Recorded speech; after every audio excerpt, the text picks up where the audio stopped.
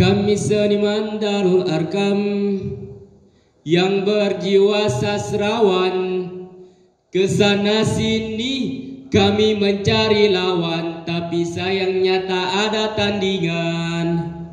Oh Darkamku, di manakah suaramu? Oh Darkamku, di manakah aku mengadu? Bismillahirrahmanirrahim.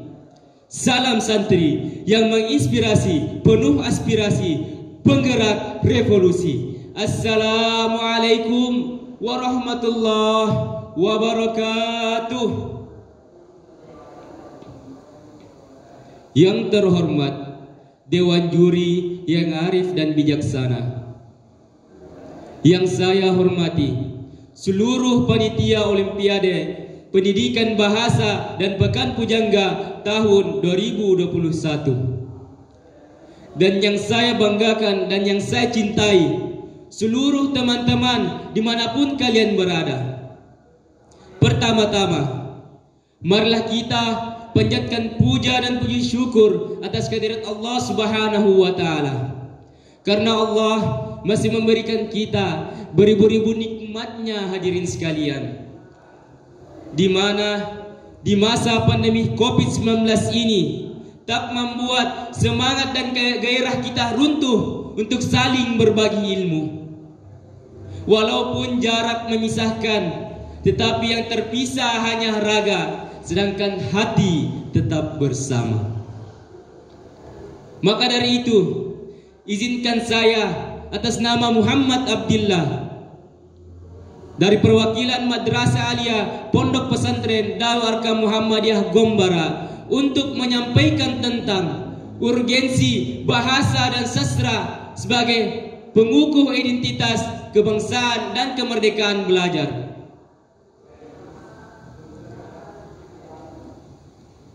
Dewan Juri yang saya hormati, Indonesia, ya, negara yang memiliki keberagaman suku dan budaya.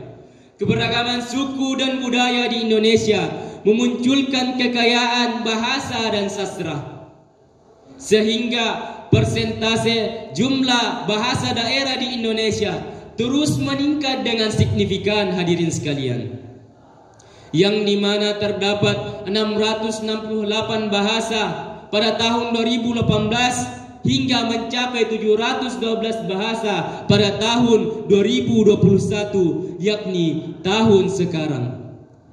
Dan hadirin harus ketahui bahwa Papua yang memiliki 326 bahasa pun menjadi provinsi dengan bahasa daerah terbanyak. Keberagaman bahasa yang ada membuat Indonesia membutuhkan bahasa persatuan sebagai sarana komunikasi. Maka Indonesia memilih bahasa Indonesia sebagai bahasa persatuan, sebuah bahasa yang besar yang layak kita jadikan sebuah kebanggaan. Karena kita adalah putra dan putri Indonesia yang mengaku berbahasa yang satu, bahasa Indonesia. Dewan Juri yang saya hormati, bahasa dan sastra merupakan salah satu sistem simbolis yang terpenting dimiliki oleh manusia atau bangsa Indonesia, sehingga merdeka tidaknya bangsa Indonesia berpikir, berimajinasi, dan berekspresi selalu menggunakan atau berada di dalam sistem bahasa dan sastra. Disinilah bahasa dan sastra, terutama bahasa dan sastra Indonesia, menjadi palang pintu kebebasan, keberanian, kemandirian berpikir, berimajinasi, dan berekspresi tentang sesuatu. Saat ini penggunaan bahasa Indonesia cenderung dikalahkan oleh bahasa asing. Padahal pengutamaan bahasa Indonesia sebagai identitas nasional, termasuk tanggung jawab bagi seluruh rakyat Indonesia. Salah satu faktornya hadirin sekalian, yakni saking majunya, saking tingginya, saking meningkatnya ilmu pengetahuan dan teknologi. Akan tetapi dengan kemajuan tersebut tidak seharusnya bangsa ini melupakan identitas dirinya yang tercerminkan dalam Sumpah Pemuda yang menyatakan bahwa kita memiliki bahasa persatuan, yakni bahasa Indonesia. Dewan juri yang saya hormati,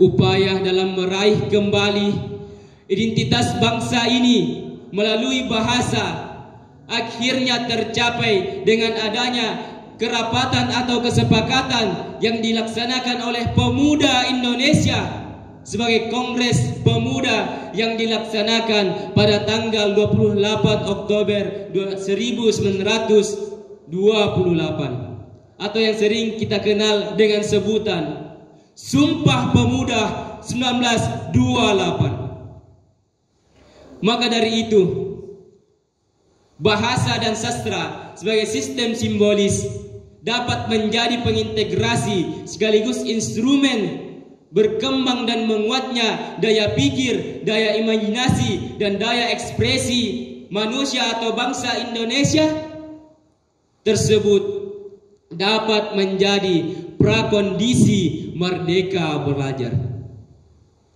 Mengapa harus merdeka belajar, hadirin sekalian? Karena merdeka belajar dalam artian kebebasan, keberanian, kesungguhan belajar, terrealisasinya landasan merdeka berpikir, merdeka berimajinasi, dan merdeka berekspresi secara kreatif, inovatif, dan kritis, hadirin sekalian. Dewan juri yang saya hormati, di era saat ini kita melihat bahwa Nadiem membuat kebijakan merdeka belajar bukan tanpa alasan. Pasalnya, penelitian Program for International Student Assessment menunjukkan hasil penelitian tentang siswa Indonesia hanya menduduki posisi ke-6 dari bawah, hadirin sekalian. Untuk bidang matematika dan literasi, Indonesia menduduki posisi ke-74 dari 79 negara. Menyikapi hal itu, Nadiem pun membuat gebrakan penilaian dalam kemampuan minimum, meliputi literasi, numerasi, dan survei karakter.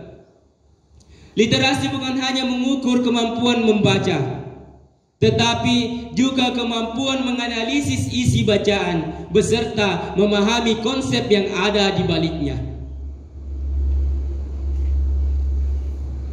Nah, disinilah peran urgensi bahasa dan sastra dalam merdeka belajar. Untuk kemampuan numerasi,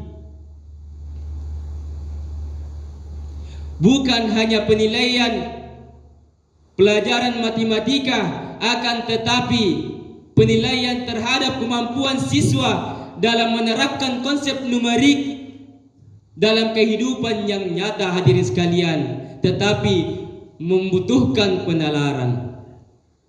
Itu semua menunjukkan bahwa prakondisi keberhasilan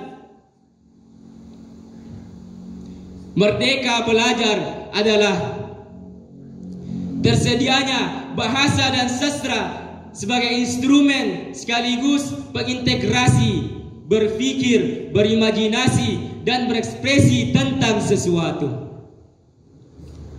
Haluan, desain, format, dan tata kelola politik bahasa dan sastra Indonesia harus ditujukan agar mencapai hal tersebut. Dan inilah kerja kita ke depannya hadirin sekalian, dalam bidang kebahasaan dan kesastraan. Dewan juri yang saya hormati, demikian apa yang dapat saya sampaikan. Kurang dan lebihnya mohon dimaafkan. Semoga apa yang dapat saya sampaikan dapat teraplikasikan dalam kehidupan sehari-hari, utamanya dalam penggunaan bahasa dan sastra sebagai pengukuh identitas kebangsaan dan kemerdekaan belajar. Nun wal qalami wa ma yasturun. Jika ada sumur di ladang, bolehlah kita menumpang mandi. Jika ada umur yang panjang, bolehlah kita bertemu kembali. Terima kasih. Assalamualaikum warahmatullahi wabarakatuh.